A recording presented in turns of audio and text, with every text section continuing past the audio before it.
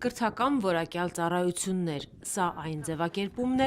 որով Կրթության, գիտության, մշակույթի, սպորտի նախարարությունը հիմնավորում է Հայաստանի 229 դպրոցների լուծարման որոշումը։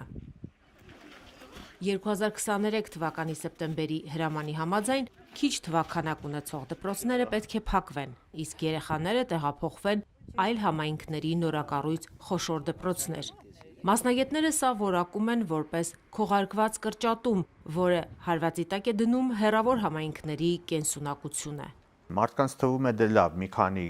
գյուղ է, այդպես չի։ Մասշտաբները շատ մեծ են։ Այդ գյուղերում սովորող աշակերտների թիվը 8700 է այսօր։ 8700 երեխա ըստ էության զրկվելու է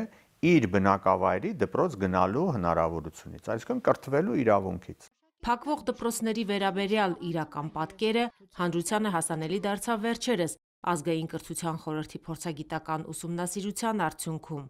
Վիճակագրության համաձայն թիրախում հիմնականում սահմանամերձ գյուղերն են։ Միայն Սյունիքում և Շիրակում նախատեսվում է փակել գրեթե 100 կրթօջախ։ Ես չեմ ուզում, որ մեր դպրոցը փակեն։ Ստեղ կապված եմ այս դպրոցի հետ։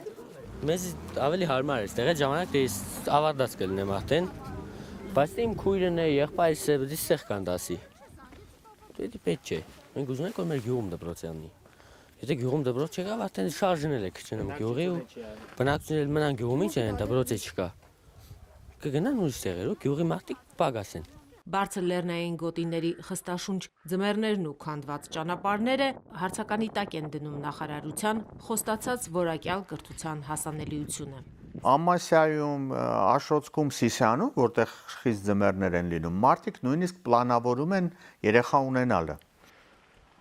Աքսիոմա է, եթե դուք դպրոց չունեք բնակավայրում, նշանակում է նոր կյանք չի կարող այդ բնակավայրում առաջանալ։ Գիտեք, այստեղ նաև ինչ անընդհատ թերություն կա այդ մտածողության մեջ, էլի։ Մտածում է, որ օրինակ լավ դպրոց ունենալը, այդ նշանակում է օրինակ վերանորոգված, չգիտեմ, կահավորված դպրոց ունենալը, դա որակյալ կրթության երաշխիք է։ Ուրեմն եկեք ասենք, որ այդպես չի։ Ազգային կրթության խորհրդի փորձագիտական խումբը շարունակում է լուծարվող դպրոցների հետ կապված խնդիրների ուսումնասիրության և հանրայնացման գործընթացը, տարբեր հարթակներում փորձում լսելի դարձնել համայնքների բնակիչների մտահոգությունները։